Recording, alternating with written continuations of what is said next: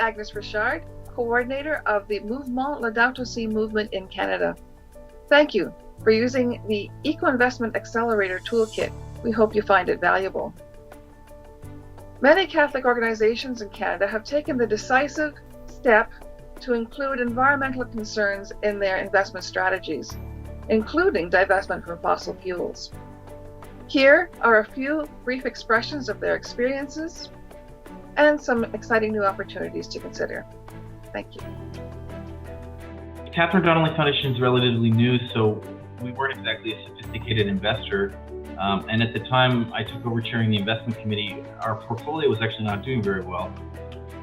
So the process was initially to get an asset manager who was aligned with our values and familiar with impact investing, who put in place a lot of really, strong screens and aligned us so that we weren't investing in the wrong sorts of sectors or areas. But the really exciting transformation was to take control of the portfolio and start doing direct, deliberate investing along value-based lines. Over 4 decades, we have expanded from corporate dialogue and shareholder activism, which we still do, to divestment and reinvestment based on ecological, social, and governance criteria. Hopefully, we will also now expand into some targeted impact investment. Divestment and reinvestment with ESG criteria is a risk, but our experience shows it is a risk well worth taking. Don't be afraid. In working with the foundation, it was fairly straightforward. They have a set of principles and values that they bring to the table. They use a certain screen to grant money to organizations and communities that are working on whether that's carbon emissions or Aboriginal issues. And so it was pretty easy to take that screen and move that into the world of investments. In September of 2014, the General Council of Scarborough Missions passed a motion to divest any stocks we held in fossil fuel companies over the next 5 years.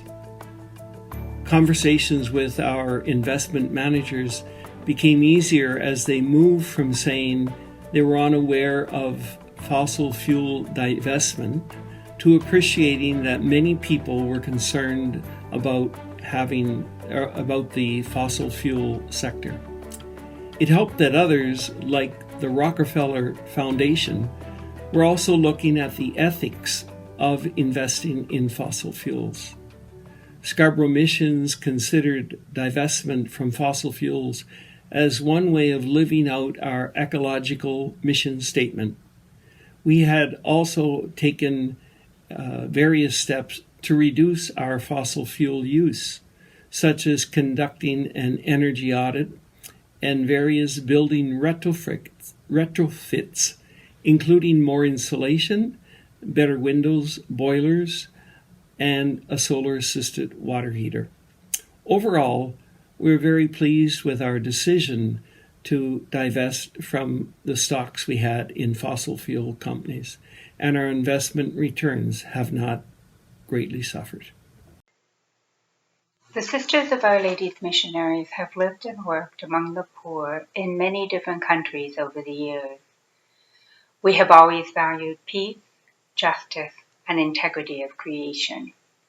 And we knew when we had some money to invest because of the generosity of benefactors, that these same values would have to be honored in our investment.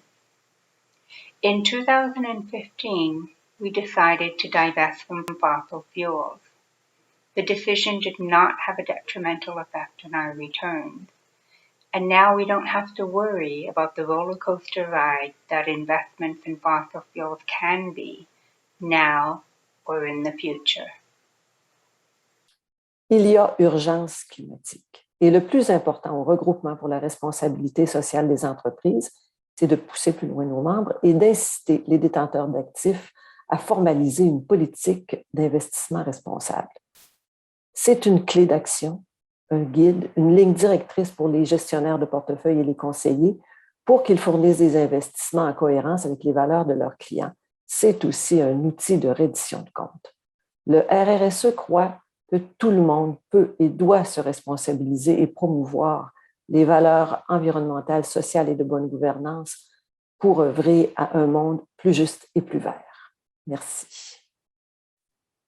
Although we are primarily here to talk about investment, I think there is a very important link to the work of the Eco Investment Accelerator, and that is that I think everyone on this call believes that the empowerment of Indigenous people is really vital to the restoration and guardianship of critical ecosystems. And I want to make sure that we include that in. It's a big part of, I think, what has driven Raven from the beginning is seeing these very explicit linkages between the betterment of Indigenous community and stewardship of resources. You know, Raven is the first private Indigenous-led and owned impact investment intermediary in the world, to our knowledge. As far as doing business within Indigenous communities, look at it as a partnership. Look at it as providing the opportunity for the mutual benefit. If you look at the contribution from Indigenous communities on the current economy of Canada, between $32-36 billion, and that's underutilizing the population growth. It's underutilizing the opportunities that the growth can provide. You know, we're working with the Indigenomics Institute in working to get to $100 billion contribution to the Canadian economy, and that's not at the expense of Canadians, non-Indigenous people.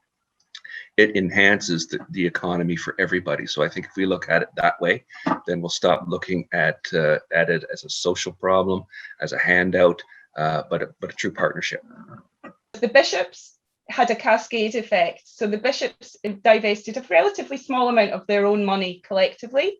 And then they also said, but we are going to advise all our dioceses to also engage in divestment. And we're also going to advise all of the religious orders to divest. So there's the cascade effect immediately. And that's what had the switch. That's what had the societal impact then in terms of the political side of things.